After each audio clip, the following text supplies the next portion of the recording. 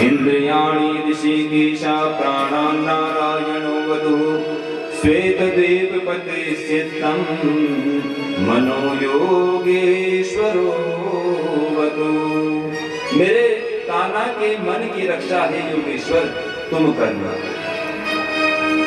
इसके बाद शकटासुर को भेजा। पहले एक औत्थानिक उत्सव भी होता था, जब बच्चा करवट लेता था उस समय भी एक उत्सव मनाया जाता था जिसको कहते थे औत्थानिक उत्सव, जिसमें बालक करवट लेता था वहां पर भी एक उत्सव मनाया जाता था। वो उत्सव यशोदा जी और नंद बाबा मना रहे थे।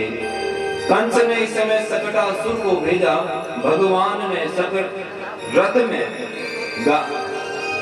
स्वयं शकट के रूप में आया शकटासुर। भगवान ने अपने पाद प्रहार से शकटासुर को भी मोक्ष प्रदान किया। इसके बाद भगवान श्री हरि ने तृणावर्त का भी उद्धार किया।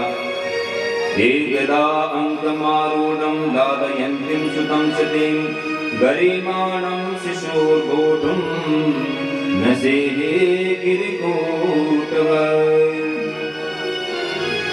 बड़ी तेज हवा चली और ये तृणावर्त जो था भगवान को लेकर के हवा में गया। भगवान ने हवाई हवा में तृणावर्त का भी मोक्ष किया। और फिर यशोदा जी कभी अपने बालक को आंगन से ले आए हैं, परमात्मा है। भगवान नहीं चाहते थे कि यशोदा को पता चले कि मैं परब्रह्म परमात्मा हूँ। अगर यशोदा को पता चल गया कि ये परब्रह्म परमात्मा है तो यशोदा जी के भीतर वो ममत्व नहीं रहता, अपने पुत्र के प्रति वो प्रेम नहीं रहता। बाद भगवान का नामकरण संस्कार की प्रक्रिया प्रारंभ हुई। 11वें दिन नामकरण संस्कार होता है। इधर नंद बाबा दूध इत्यादि कर के रूप में राजा को देना पड़ता था। नंद बाबा जी गोकुल के प्रधान गोप थे। प्रधान गोप थे तो उनका कार्य था मथुरा में कंस के राजकोष में जमा कराना। ये नंद बाबा जी का कार्य था। उचित समय आया, नंद बाबा जी ने कहा कि आज मैं वसुदेव और देवकी से भी मिल। देवकी और वसुदेव को बड़ा दुख इस कंस ने दिया है, इसलिए ये बड़े दुख में हैं। तो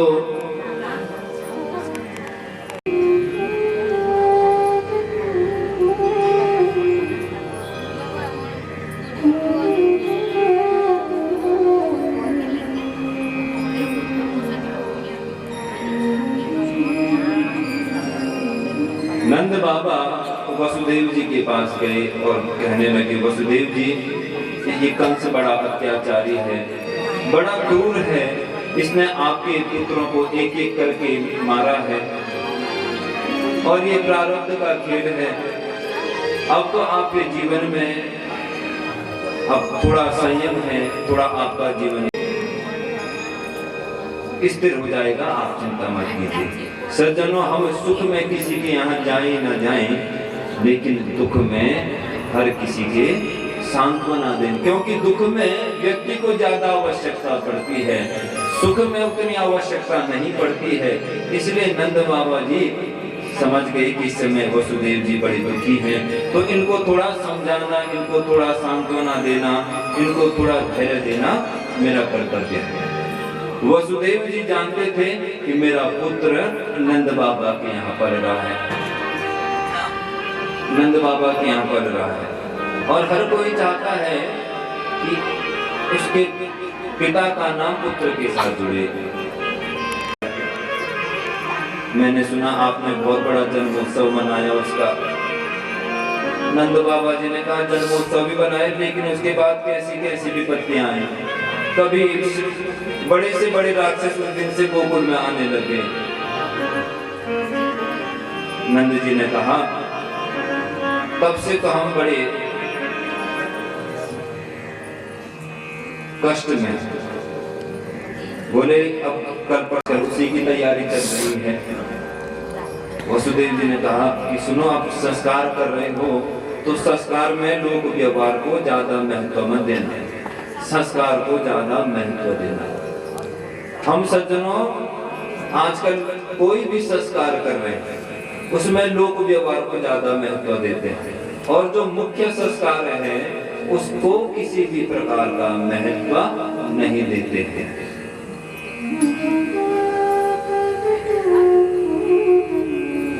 इससे सामाजिक जीवन में, व्यक्तिगत जीवन में कई जल्दी से जल्दी बारात विदा करो। जैसे पंडित जी को जजमान जी कहेंगे, पंडित जी वैसे करते हैं। 1 घंटा है, अब 1 घंटे में तुमको करना है, फिर भी इसी में करना है, सब कुछ इसी में करना है।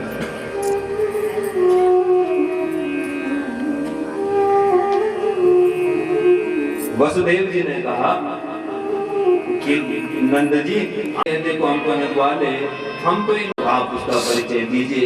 वसुदेव जी ने कहा कि आप ऐसा कीजिए, गर्गाचार्य जी को लेकर के जाएंगे। वसुदेव का नाम था गर्गाचार्य जी, और गर्गाचार्य जी उस समय के बहुत बड़े ज्योतिषी माने जाते थे। बहुत जी से मिल जाओ और वो आपके बालक का उचित नामकरण संस्कार करेंगे, बड़े विधि विधान। नंद बाबा जी ने कर को कंस के राजकोष में जमा किया, और उसके बाद गर्गाचार्य जी के पास गए और बड़ी विनम्रता से निवेदन किया कि महाराज मेरे पुत्र का नामकरण संस्कार है, और ठीक है मैं इस समय पर आऊंगा और आपके पुत्रों का नामकरण संस्कार करूंगा। वो समय भी आ गया, गर्गाचार्य जी गोकुल की ओर आए। अब घर में जो माताएं होती है ना, वो थोड़ा नए नए पंडित जी आते हैं तो उनकी थोड़ा परीक्षा लेते हैं कि जानता है कि नहीं जानता है, संध्या बंदन करना आता है कि नहीं आता है, ये माताएं सबसे पहले देखती हैं। अब यशोदा जी और रोहिणी ने सोचा हम भी इसके ये गर्गाचार्य जी का बड़ा नाम सुना है। यशोदा जी और रोहिणी जी ने एक बात छुपा के रखी मुझसे। यशोदा जी ने क्या किया, अपने पुत्र को रोहिणी की गोद में दे दिया और रोहिणी के पुत्र को यशोदा जी ने अपनी गोद में रख दिया। नामकरण संस्कार हुआ, यज्ञ इत्यादि हुआ। संस्कारों में बहुत आहुतियों का बड़ा महत्व है, और हमारे शरीर में भी 72,000 नाड़ियां नसें हैं। इनकी शुद्धि के लिए भी एक एक आहुतियां उस संस्कार में दी जाती है। जो पुत्र हैं जो तुमने पकड़े हुए हैं ना, ये पूर्व जन्म में लक्ष्मण थे, और ये भगवान रक्षा करते हैं। जहां जहां भगवान का अवतार होता है, वहां स्वयं शेषनाग भगवान की रक्षा के लिए उनकी सेवा में उपस्थित हो जाते हैं। पूर्व जन्म में लक्ष्मण के रूप में शेषनाग आए हैं। उस समय छोटे भाई के रूप में त्रेता युग में थे, और इस द्वापर में भगवान के बड़े भाई के रूप में आए हुए हैं। बोले कृष्ण के बड़े भाई हैं, और इनका जो स्वभाव है वो राम की तरह है, और बल की आधिक्यता के कारण इनका नाम होगा बलराम। बोलिए बलराम भगवान की। पूर्व में ये संकर्षित होकर के यश देव रोहिणी के गर्भ में आए, इसलिए इनका एक नाम होगा संकर्षण। बोलिए संकर्षण भगवान की। और अब रोहिणी ने कान्हा को अपनी गोद में रखा है, तो गर्गाचार्य जी कहते हैं कि आशंवरणास्त्रयो यस्या द्विनितो नो युगं तनुः शुक्रो रक्तस्तथा पीता इदानीं कृष्णतां गतः। जो ये रोहिणी ने पुत्र पकड़ा हुआ है यशोदा का अपनी गोद में, तो ये तो जन्म जन्मांतर में इनके स्वरूप, इनके वर्ण परिवर्तित होते रहते हैं। सतयुग में इनका जो वर्ण था वो श्वेत रंग का था, त्रेता में वर्ण है इनका कृष्ण है, इसलिए इनका नाम कृष्ण पड़ेगा। बोले कृष्णचंद्र भगवान की। अब को जो अपनी ओर खींचने की क्षमता रखता है, उन्हें कृष्ण कहते हैं। कर्षयति, जिनमें सबको आकर्षित करने की क्षमता है, वो हैं कृष्ण। जिनको देख करके, जिनके दर्शन करके जन्म जन्मांतरों के भाग्यों का उदय होता है, वो है कृष्ण। जो सबको, जब कोई व्यक्ति होता है ना, किसी 4 व्यक्तियों के सामने गया, 4 आदमियों के सामने गया, बड़े सब शोक में वो गया, दुखी हैं सब, वो 4 आदमियों के बीच में गया, उन सबको हंसा करके अपने को फिर दूसरी तरफ चले गया, तो वो थे कृष्ण, जो सबके दुखों को हर लेते हैं, वो दुखों को आकर्षित करते हैं अपनी ओर, वो कृष्ण हैं। इसलिए जो पुत्र है ना, इसका नाम क्या है? कृष्ण है। अब यशोदा जी उनको कृष्ण तो पुकार नहीं रही हैं, लेकिन होता है ना, बच्चों का घर का नाम कुछ और होता है और बाहर कुछ और कहते हैं। एक तो औपचारिक नाम हो गया कृष्ण, श्री कृष्ण, और घर में यशोदा जी बड़े प्रेम से उन्हें कान्हा कान्हा, ये कान्हा कह करके बराबर पुकारती रहती है।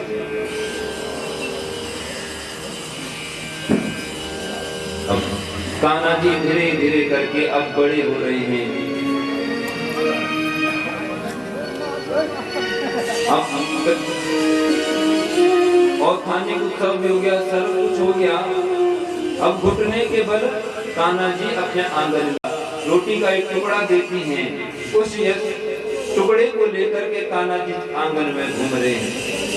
झुण झुण रुण झुण जनन जनन जन बाजत है पैजनिया, झुण झुण रुण झुण जनन जनन बाजत है पैजनिया,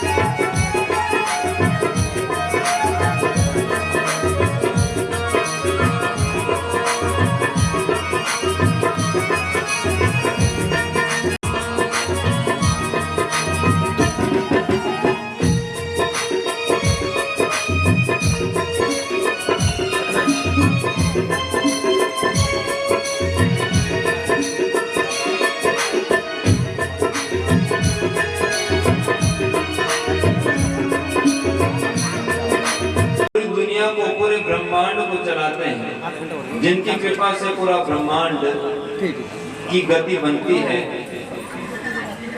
उस पर ब्रह्म परमात्मा को यशोदा जी चला रही हैं, हाथ पकड़ रही हैं कि ऐसे चलते हैं बेटा, और भगवान यशोदा जी के माध्यम से चलना सीख रहे हैं। प्रेम के वश सज्जनों, भगवान कुछ भी बनने के लिए तैयार हैं। प्रेम इतने पुण्य किए, इतने अच्छे सत्कर्म किए, घर में ब्रह्म परमात्मा ने जन्म लिया, और पर ब्रह्म परमात्मा को अब यशोदा जी जब चलना सिखा रही हैं कि बेटा ऐसे करके चलते हैं, 4 पैर से नहीं, उन हाथों को पकड़ पकड़ के कान्हा को चला रही हैं। जब कान्हा जी का संतुलन बन गया तो कान्हा जी कभी कभी स्वयं खड़े हो जाते हैं, और आंगन में जो कौवा है उसको भी रोटी स्वयं खा रहे हैं। आधा रोटी खुद खा रहे हैं और आधा रोटी कौवे को सब भगाते हैं। अपने आंगन में कौवे को कोई नहीं चाहता है, क्योंकि कौवा काम, लेकिन भगवान उस कौवे को भी अपने मुंह की जूठी रोटी दे रहे हैं।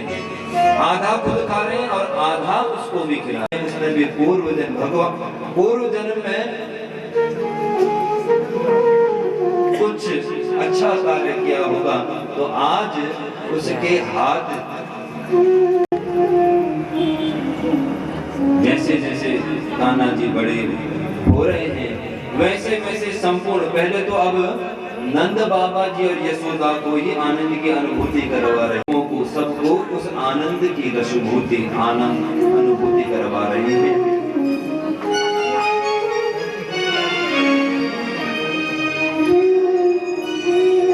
एक दिन यशोदा जी घर में दधि मंथन कर रही थी।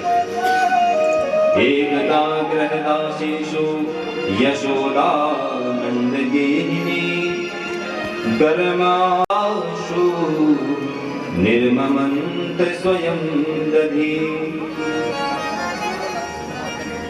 दधि को परिया में रखा और उस दधि को मथने लगी, और मथते मथते मन में ये विचार कर रही है कि इससे जो मक्खन निकलेगा उस मक्खन को मैं अपने कान्हा को खिलाऊंगी, मैं अपने कान्हा को इस मक्खन को का भोग लगाऊंगी।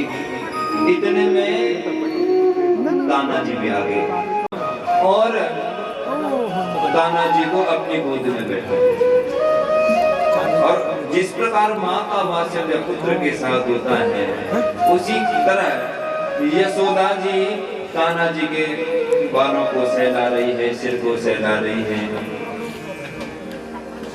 कभी गालों पर चुंबन कर रही हैं। कान्हा जी बड़े प्रसन्न हैं, लेकिन तभी तक यशोदा जी ने इधर चूल्हे पर बर्तन में दूध रखा था। उस बर्तन में जैसे वो दिव्य आनंद की अनुभूति कराने के लिए आया हूं, और ये एक छोटे से दूध पर, एक छोटे से चूल्हे पर इनकी दृष्टि गई थी। कान्हा जी को अब इतना क्रोध आया कि घर के सारे वर्ग जी ने कहा कि दिन प्रतिदिन कान्हा की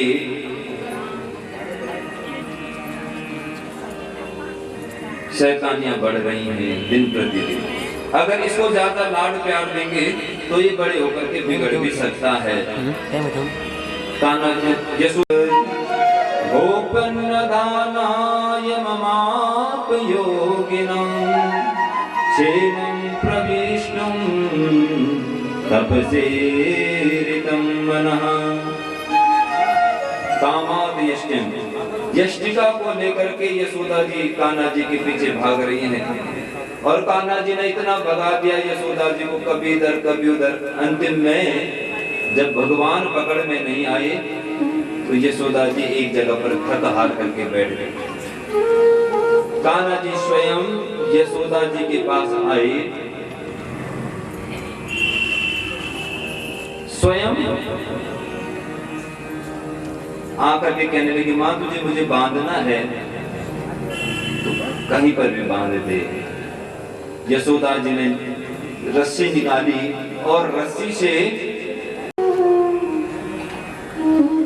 उलूखल से जैसे बांधने लगी, घर के सारी रस्सियों को लेकर के आ गई। एक रस्सी को बांधा, लेकिन जैसे ही गांठ बांधने के लिए भी वो गांठ लगती ही नहीं। उसमें दूसरी रस्सी बांधी, फिर भी वो रस्सी छोटी पड़ जाए। जो भी रस्सी जैसे गांठ बांधने के लिए होती थी यशोदा जी, उसमें 2 अंगुल का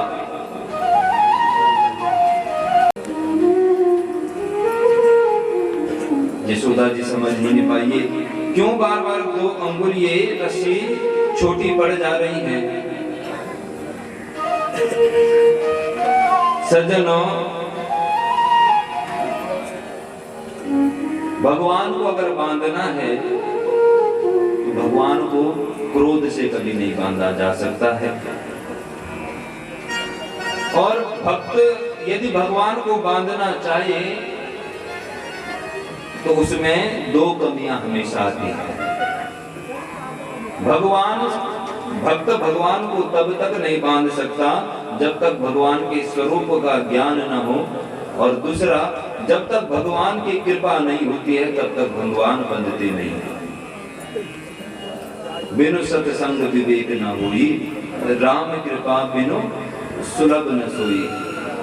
कहते हैं कि सत्संग, बिनु सत्संग, बिना सत्संग के विवेक की प्राप्ति नहीं होती। एक होती है प्रज्ञा, विवेक से भी ऊपर होती है प्रज्ञा, जिसको कहते हैं। तो जब तक विवेक जागृत नहीं हुआ तब तक हम सत्संग में भी नहीं बैठ सकते हैं। और ये जो सत्संग है, ये श्री हरि की कृपा न हो तब तक हमें ये सत्संग की प्राप्ति भी नहीं हो सकती है। भगवान की इच्छा हो तभी हम भगवान को बांध सकते हैं। भगवान की इच्छा नहीं है, कोई मतलब ही नहीं। हम मंदिर भी तब जाते हैं जब भगवान की इच्छा होती है। भगवान के दर्शन भी तब होते हैं जब भगवान चाहते हैं कि हम मेरा दर्शन करें।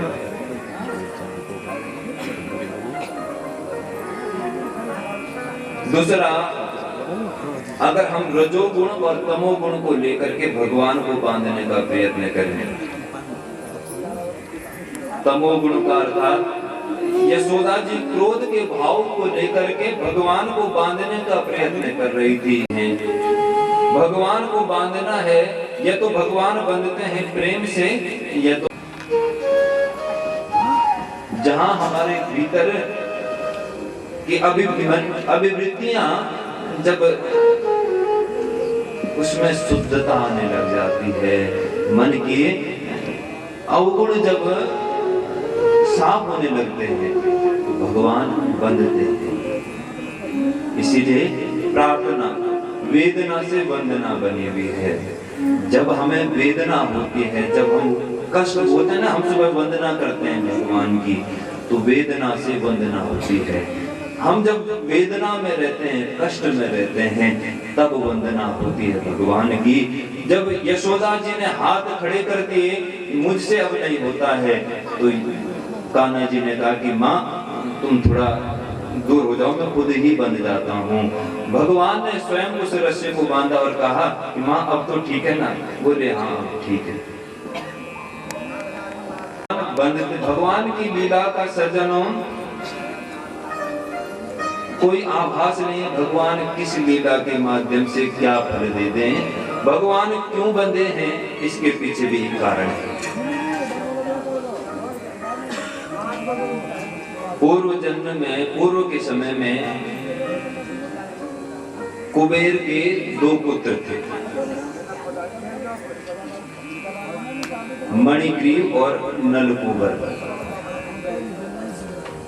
अब जिनके पास संपत्ति आ जाती है, धन वैभव आ जाता है, तो उनके अंदर अभिमान आ जाता है। ये संपत्ति का अपवाद है, ये सब उस व्यक्ति के भीतर आ जाता है। और कुबेर तो उस समय स्नान कर रहे थे, इधर नारद जी जा रहे थे मार्ग से। अब ये इतने मत हैं अपने ऐश्वर्य में, किसी भी प्रकार का सम्मान नहीं कर रहे हैं, न तो प्रणाम कर रहे हैं, न तो आदर कर रहे हैं। नारद जी समझ गए कि कुबेर के पुत्रों पर धन संपदा का नशा चढ़ा हुआ है, इनका थोड़ा इस संपदा के नशे को इनका थोड़ा कम करना है। मणिग्रीव और नलकूबर को पहले तो बड़ा डांटा और डांटते डांटते कहा कि तुम्हारे अंदर इस धन वैभव का बड़ा अभिमान हो चुका है, इसीलिए तुम वृक्ष की योनि में जाओ, तुम दोनों वृक्ष बन जाओ। मणिग्रीव और नलकूबर नारद जी के चरण पकड़ने लगे, नहीं देवर्षि महर्षि, आप हमारे ऊपर कृपा कीजिए, हमसे बड़ी गलती तो हो चुकी है, लेकिन हम अब इस गलती का प्रायश्चित करना चाहते हैं। लेकिन तुम्हारा उद्धार करने के लिए स्वयं परब्रह्म परमात्मा आएंगे, तुम्हें वृक्ष की योनि से तुम्हारा उद्धार करेंगे। ये मणिग्रीव और नलकूबर यशोदा जी के आंगन में यमराज वृक्ष के रूप में वृक्ष की योनि को भोग रहे थे, यही मणिग्रीव और नलकूबर। अब वो समय आ गया है मणिग्रीव और नलकूबर के वृक्ष की योनि से मुक्त होने का। भगवान उलूखल में तो बंधे हुए हैं, इधर यशोदा जी अपने कार्यों में व्यस्त हो गई और भगवान कान्हा जी धीरे धीरे चल करके बाहर आए। यशोदा जी को कुछ पता ही नहीं चला कि कब उलूखल बाहर निकल गया है, कान्हा जी बाहर निकल गए हैं। भगवान कान्हा जी ने जमरार्जुन वृक्षों के बीच में उस उलूखल को फंसाया और एक झटके में उस वृक्ष को तोड़ करके उसके भीतर से मणिग्रीव और नलकूबर का उद्धार किया। बोले श्री कृष्ण चंद्र भगवान की। भगवान रस्सी से बंधे, इसलिए भगवान का एक नाम दामोदर पड़ा। बोलिए दामोदर भगवान की। अब जब ये मणिग्रीव और नलकूबर वृक्ष की योनि से इनका उद्धार हुआ, वे भगवान के चरणों में दंडवत हो गए और भगवान से प्रार्थना करने लगे कि प्रभु, हमें पूर्व जन्म में हमारा बहुत बड़ा वैभव था, धन संपदाएं हमारी बहुत थी और इसका हमें बड़ा अभिमान था, जिसलिए अब तुम क्या करना चाहते हो? तुम मणिग्रीव और नलकूबर भगवान से प्रार्थना कर रहे हैं कि भगवान हमें ऐसी शक्ति देना कि वाणी गुणानुकथने श्रवणो कथायां हस्तो च कर्मशतनु मनस्तव नित्यासिरस्तव निवास जगत् प्रणामे सतां दर्शनेस्तु भवेत् तनूनम्। हमने पूरे धन वैभव को भोगा है, सब कुछ भोग दिया है, इसलिए अब हम चाहते हैं कि जो ये हमारी वाणी है, जो पहले किसी और को प्रसन्न करने में लगी रहती थी, अब ये जो वाणी गुणानुकथने श्रवणो कथायां, हमारी जो वाणी है ये आपके ही गुणों का अनुवाद करे, आपके ही गुणों का अनुवाद करे, आपके ही नाम का बखान करे, ऐसी प्रार्थना हमारी है। श्रवण लगी रहे, ऐसी प्रार्थना हमारी है। सज्जनों, भगवान दुखी की सहायता भी कर दी, किसी दीन दुखी की सेवा भी कर दी, वो सेवा भी भगवान की सेवा। हरि समाना हरि व्यापक सर्वत्र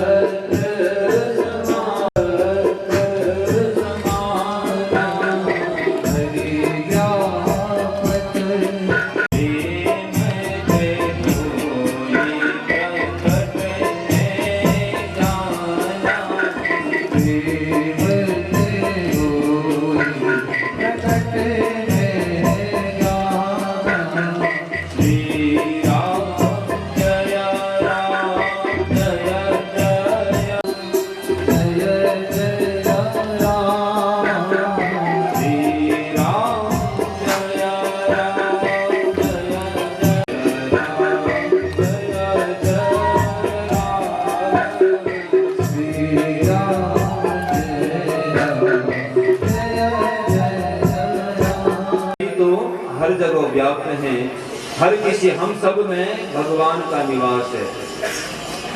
और हमें इतनी, अगर भगवान ने इतनी क्षमता हमको दे दी कि हम हर किसी के अंदर भगवान को देख सके। अगर सेवा करनी है किसी की, मैं सबका हूं, मेरा कोई नहीं है, अर्थात मुझे सबका बनना है, लेकिन ये अपेक्षा नहीं करनी है कि मैंने इसके लिए आपके बनाए हुए ब्रह्मांड में हम हर इस बुद्धि ने हमको अपने मार्ग से जब पथ भ्रष्ट हुए तो ये वृक्ष की योनि में गए।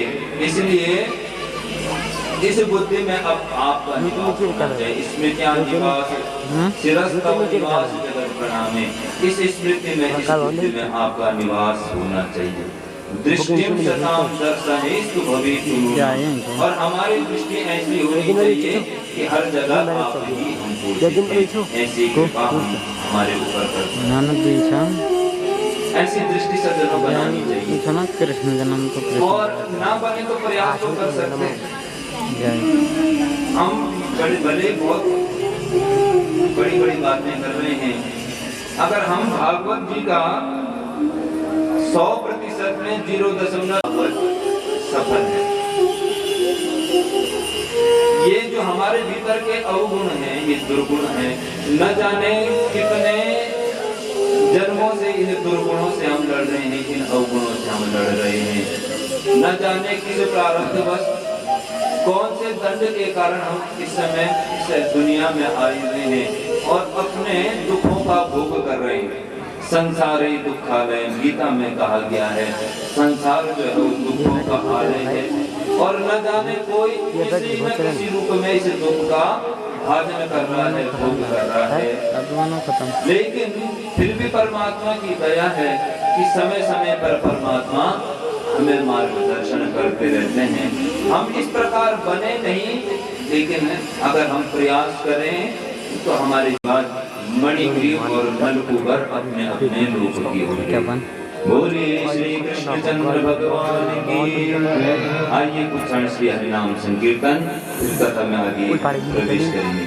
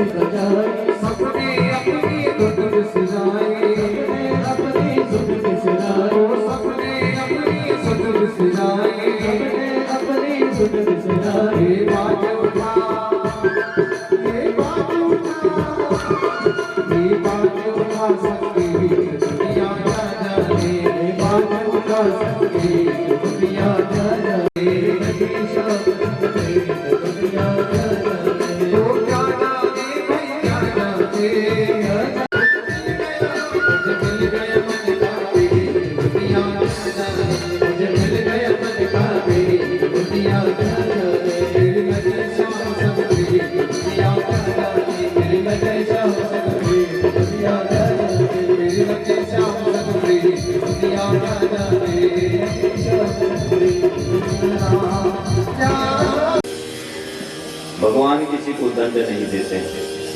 बड़े से बड़े दैत्यों को भगवान ने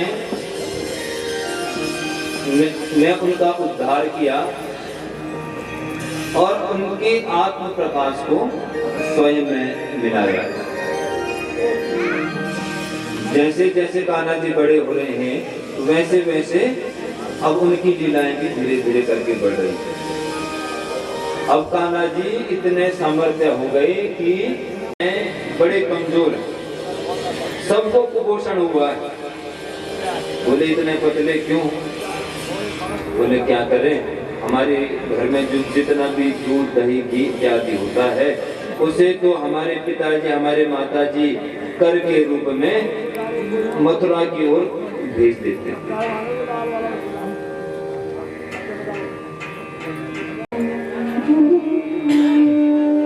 मथुरा भेज देती है कंस के कोष में। सबको समझाया ये तो बहुत गलत हो रहा है, इस पर तो तुम्हारा अधिकार है, इसके अधिकारी तो तुम हो, ये तुम्हें मिलना चाहिए और ये वहां जा रहा है तो ये उचित नहीं है। कान्हा जी ने अब सबको कहा कि कुछ ना कुछ करेंगे। इस दूध दही को यहीं, ये दूध दही इत्यादि यहीं रहे, इसके लिए कोई ना कोई यत्न प्रयत्न करते हैं। अब सबने एक स्वर में बोला हमारा अध्यक्ष कान्हा है।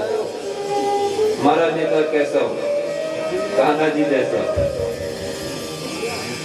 वहां पे भी लगने लगे नारे कि हमारा नेता कैसा हो, सब कहने लगे कान्हा जी जैसा। अब कान्हा जी को अध्यक्ष बनाया गया। अब अध्यक्ष ने जो कह दिया, अध्यक्ष की बात को कोई टाल भी नहीं सकता। अध्यक्ष के आज यहाँ ढाबा यहाँ जाना है, सब तैयार है।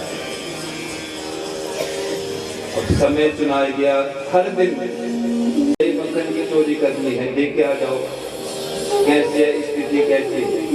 जैसे चोर चोरी करने से पहले देखी करता है, देखता है कि इनके घर में कौन है। पहले सुबह जाते हैं निरीक्षण करने के लिए कि आज इस गोपी के यहाँ जाना है और उसकी कमजोरी पकड़ ली।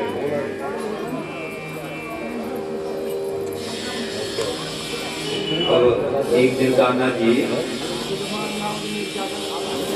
रात्रि के समय में कमला नाम की गोपी थी, उसके यहाँ आज दही मक्खन इत्यादि की चोरी हो गई। वो चोरी का खुलासा करके ही रहूंगा।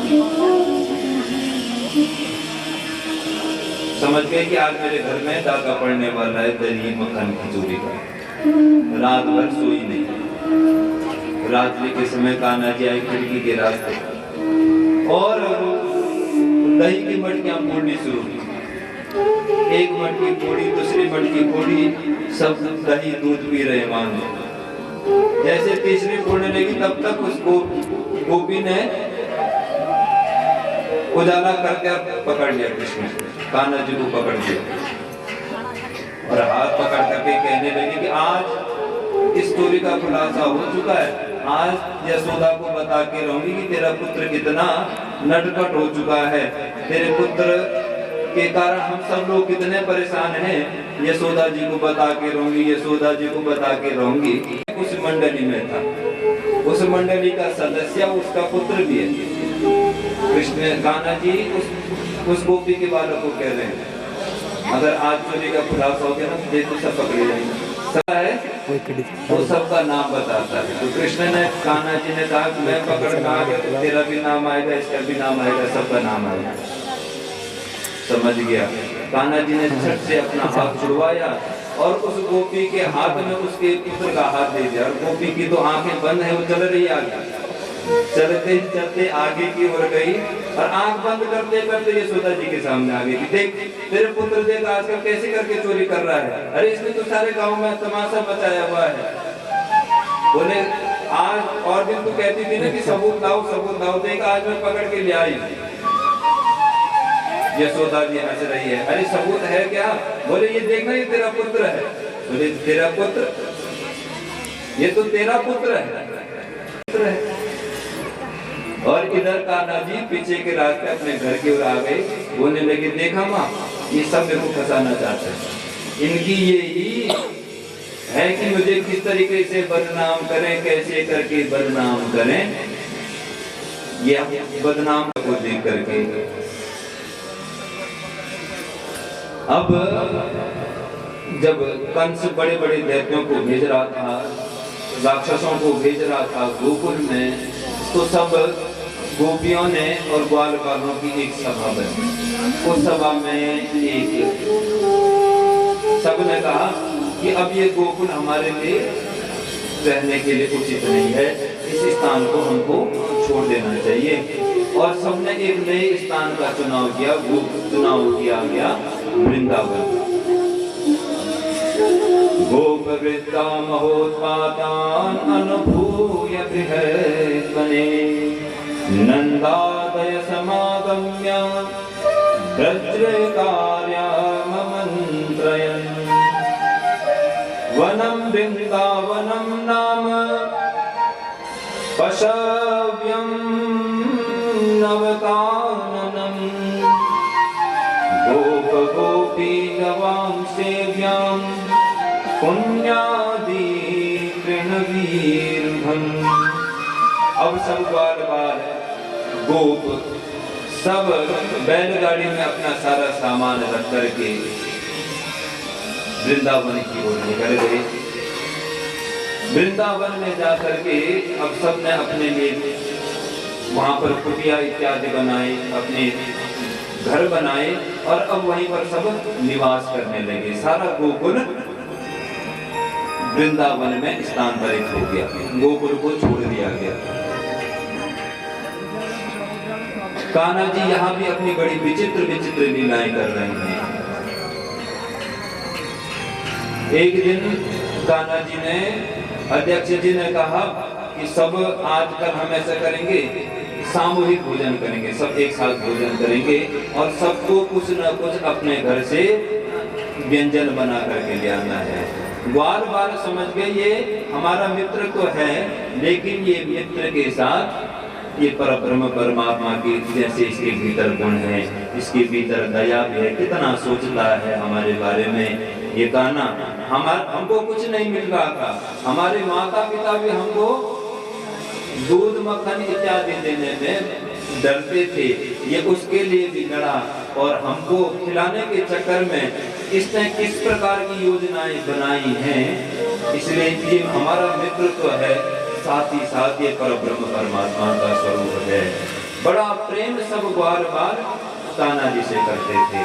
तो सबने अपनी माता जी को कहा कि माँ कल हमारा सामूहिक भोज है, हर किसी को कुछ ना कुछ व्यंजन बनाने के लिए कहा है। तो सबकी माताएं कोई बर्फी बना रहा है, कोई जलेबी बना रहा है कान्हा जी के लिए अपनी माँ से, सब कुछ ना कुछ व्यंजन बना करके आ रहे थे। उसी में एक सुदामा नाम का गोप था। इस सुदामा नाम के गोप के घर की स्थिति बड़ी दयनीय थी, घर में खाने के लिए कुछ नहीं था। माँ जो थी वो इतनी बीमार रहती थी, बिस्तर पे ही सोना था, घर में भोजन नहीं रहता था। बड़ी मुश्किल से पड़ोसी घर वाले कुछ ना कुछ दे करके उस सुदामा नाम के गोपर जीवन चलता था। अब उसने भी अपने बालक होते हैं, सब अपनी अपनी इच्छा रखते हैं, उसने भी अपनी माँ से कहा कि माँ कल सामूहिक भोज है, वन में सब लोग आएंगे। तो उस सुदामा नाम की गोपर की माता ने कहा कि बेटा मैं तो इतनी अस्वस्थ हूँ कि स्वयं ही अपना ध्यान नहीं रख पाती हूँ और मेरे अंदर तो इतनी क्षमता ही नहीं है कि मैं कुछ बना सकूं। लेकिन हाँ, ये छाछ है वहाँ चूल्हे के बगल पे रखी हुई है, एक हफ्ते पहले किसी ने दी थी हमें ये छाछ में ऐसी की भगवान के पास हमारे पास जो कुछ हम दे देंगे, ये बात खिला देना। हम कभी इस टाइम में पहुंच गए, कई बार हुए भी मेरे। अब वो सुदामा नाम का वो उस पुरानी छाछ को छुपा रहा है, उसमें फफूंदी लगी हुई है ऊपर से। बोले कि अगर मैं इस छाछ को भगवान को दूंगा, खाना को दूंगा और हो सके इसका भी स्वास्थ्य बिगड़ गया तो ये तो मेरा फल। वो सुदामा नाम का वो चाहता ही नहीं है कि मैं कान्हा को इस बासी मट्ठा को पिलाऊं। लेकिन जब कान्हा जी ने बड़ी जोर जबरदस्ती की तो उसने निकाल तो दिया, लेकिन देने से पहले खुद ही सारी छाछ को पी दी। और अब जब कोई भोजन हम जल्दबाजी में देखते हैं कि हमारे पास संपत्ति कितनी है, भगवान ये नहीं देखते हैं कि हम 10 रुपए का नोट चला रहे हैं या 1000 रुपए का नोट चला रहे हैं। भगवान ये देखते हैं कि इसके भाव क्या है इसको चढ़ाने में। सुदामा चाहता तो भगवान को वो बासी छाछ पिला सकता था, लेकिन भाव ये था मेरे परब्रह्म परमात्मा का मुख खराब न हो, इनका स्वास्थ्य न बिगड़े, इसलिए उसको स्वयं किया। भाव निश्चंति देवता, भाव से परमात्मा हो सकता है। परब्रह्म परमात्मा निर्गुण निराकार है, वो तो एक स्थान पे बैठा रहता है और ध्यान में रहता है, उसकी तो अवस्था निराकार स्वरूप में है। उसके भीतर तो अपने ज्ञान का, ज्ञानी को कभी भगवान की प्राप्ति हुई नहीं। जो जिसके अंदर का विद्वता रही उसको कभी भगवान की प्राप्ति नहीं, और जिसके अंदर सहजता सरलता रही उसको भगवान की हमेशा प्राप्ति भी है, क्योंकि वो कठिन मार्ग के द्वारा, ज्ञान मार्ग के द्वारा भगवान को प्राप्त करने का प्रयास करता है। और भगवान, जब हम कठिन मार्ग से चलते हैं तो कठिन मार्ग से चलने पर कठिनाइयां ज्यादा आती हैं, और जब हम सरल और सहज मार्ग के माध्यम से भगवान को प्राप्त करने का मार्ग ढूंढते हैं तो भगवान बड़े सहज और सरल हैं। और आपने जिनके पास कुछ नहीं था, जो अनपढ़ थे, जो जानते ही नहीं थे, उनको भगवान के दर्शन हुए, क्योंकि वो एक पक्का विश्वास भगवान के प्रति लेकर के अपने ज्ञान का बड़ा अभिमान था कि भगवान की पहचान ऐसी नहीं हो सकती। सबने कहा ये परब्रह्म परमात्मा है, परब्रह्म परमात्मा है, लेकिन ब्रह्मा जी को विश्वास ही नहीं आया कि परब्रह्म परमात्मा ऐसा होता है। ये तो किसी का चोखा भी चाट रहा है, कुछ भी कर रहा है, परब्रह्म परमात्मा के ऐसे लक्षण नहीं हो सकते। ब्रह्मा जी ने भगवान की परीक्षा लेनी प्रारंभ की, और जितने भी गोपियां थी, गोप थे, ग्वाल थे, गायें थी, उनका सृष्टि उत्पन्न कर दी, और जितने गोपों का हरण ब्रह्मा जी ने किया था, उतने गोपों को भगवान ने अपनी माया के माध्यम से फिर उसी स्वरूप में, उसी रूप में, उतनी ही मात्रा में फिर से उनको क्या है स्थिति। वहां देखा कि सारे को जितनों का मैंने हरण किया हुआ है वो तो सबके सब यही है। ब्रह्मा जी समझ गए मुझसे बहुत बड़ी भूल हो चुकी है, मैं परब्रह्म परमात्मा की परीक्षा ले रहा था। भगवान कृष्ण को ब्रह्मा जी मन ही मन प्रणाम करेंगे, प्रभु मेरे इस अक्षम्य अपराध को क्षमा कर दीजिए, आप बड़ी दया नौमित्य तीव्र वपुषा पशुपांकजायः, ये आप इन सब जीवों के रक्षण करने वाले हैं। भगवान श्री कृष्ण ने ब्रह्मा जी को क्षमा याचना तो नहीं दी, लेकिन मन ही मन कहा, क्योंकि भगवान का अपराध कोई कर दे भगवान उसे क्षमा कर दे। हम पूजन में कोई अपराध कर दे उसे भगवान क्षमा कर सकता है, लेकिन भगवान के भक्त को कोई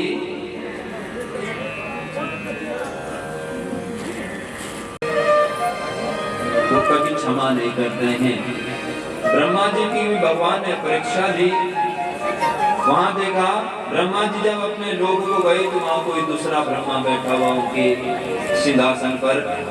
ब्रह्मा जी को किसी ने उनके सिंहासन पर आने भी नहीं दिया, और भगवान से जब ज्यादा क्षमा याचना की ब्रह्मा जी ने फिर से, तो ब्रह्मा जी को फिर भगवान ने क्षमा दान देकर के उनके सिंहासन पर स्थापित किया। बोले श्री कृष्ण चंद्र भगवान की, गंगे हर नर्मदे हर नमः पार्वती पते हर हर महादेव। इसके बाद भगवान श्री कृष्ण ने धेनु का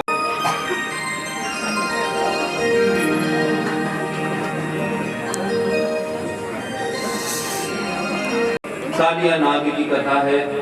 बंदूक को, बॉल को स्वयं ही गेंद को जल में फेंका, तो गोपियां देखने लगे इस जल में तो कालिया नाग का निवास रहता है। सब कृष्ण को पुकारने लगे, ये कृष्ण बाहर आ जाओ, बाहर आ जाओ, ये कालिया नाग है यहाँ रहता है, इसके विष से यदि ये जग गए तो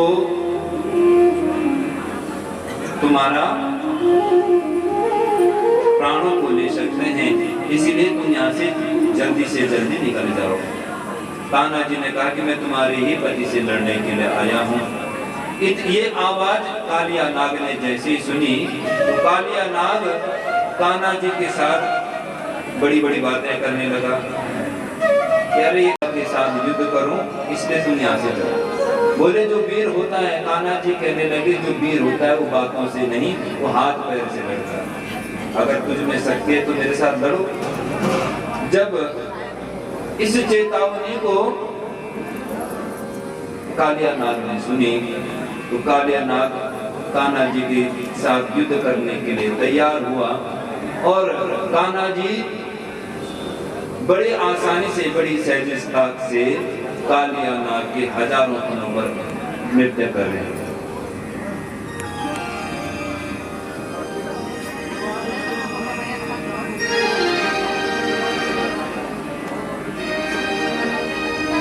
तो खेला के विवाह कन्हैया, खेला के विवाह, खेला के।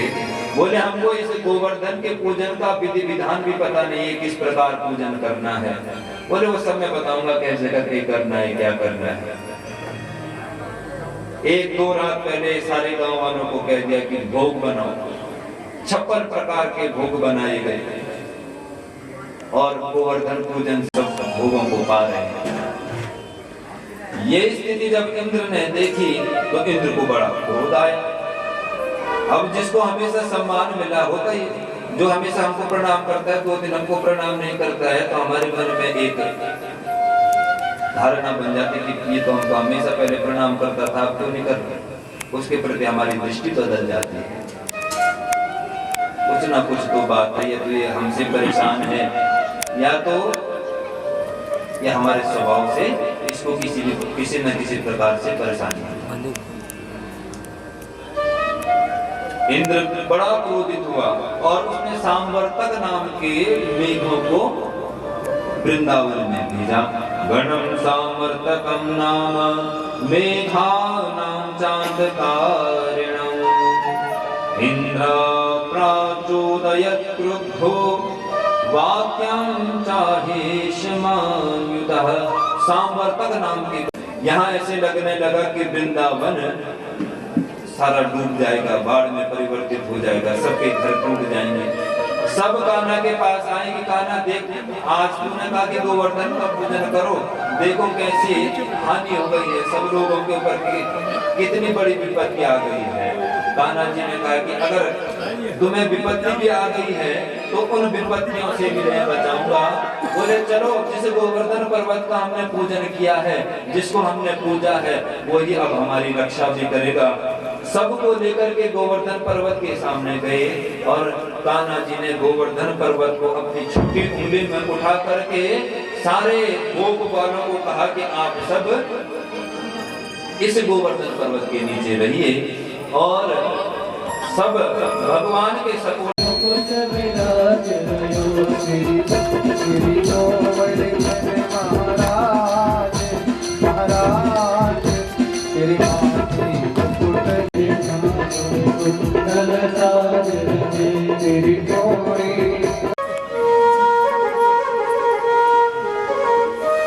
निशम्य गीतम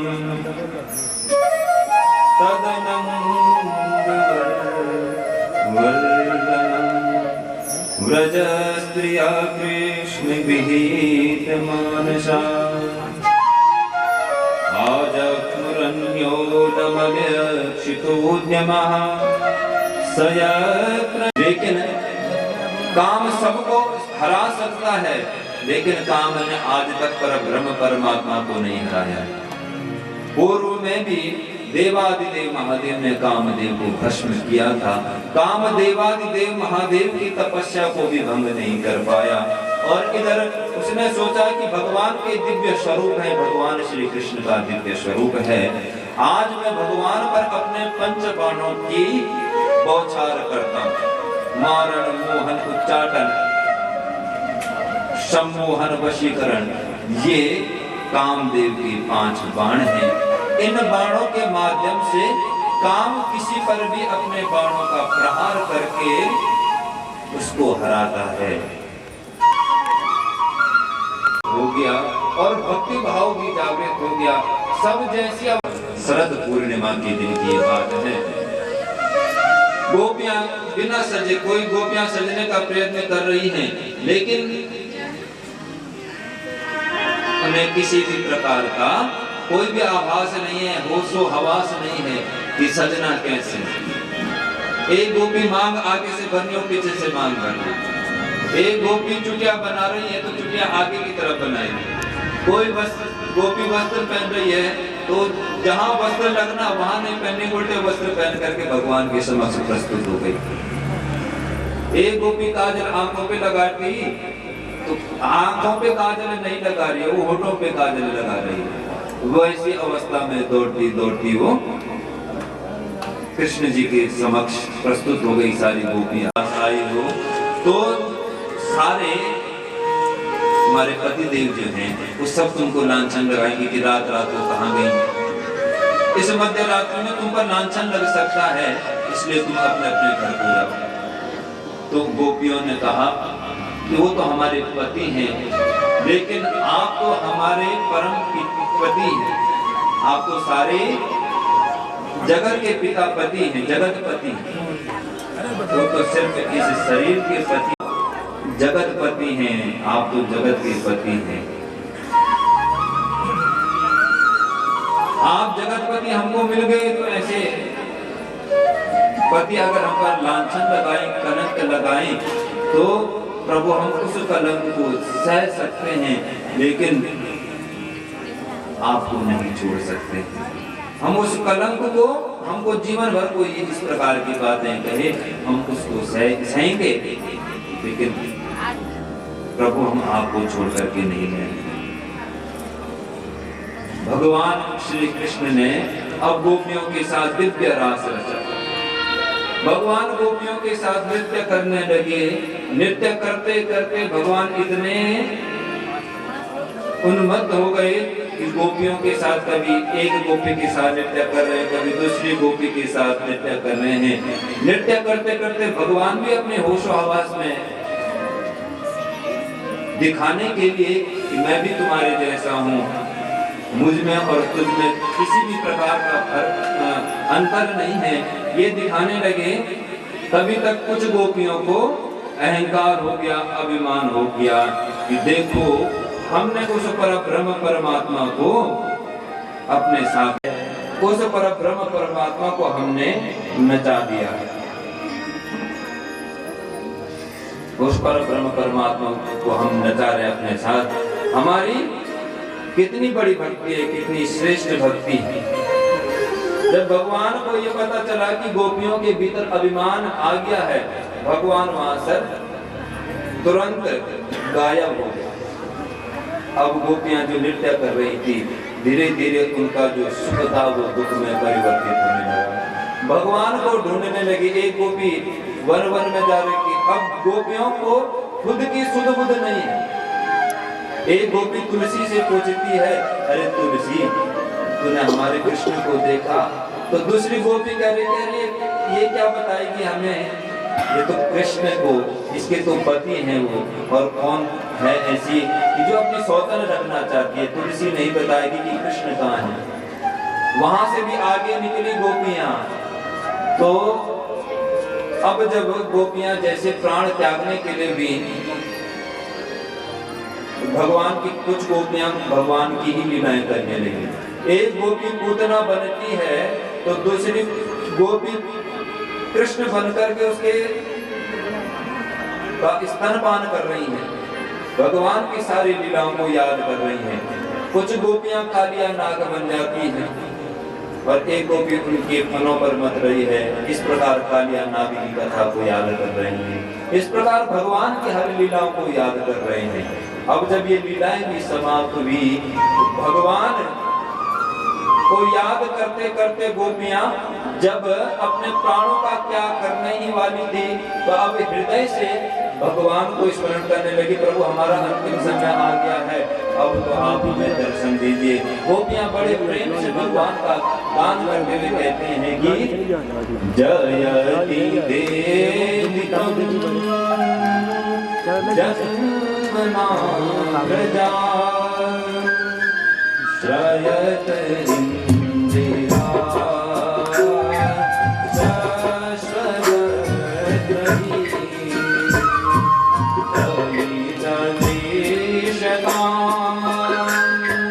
दीक्षुता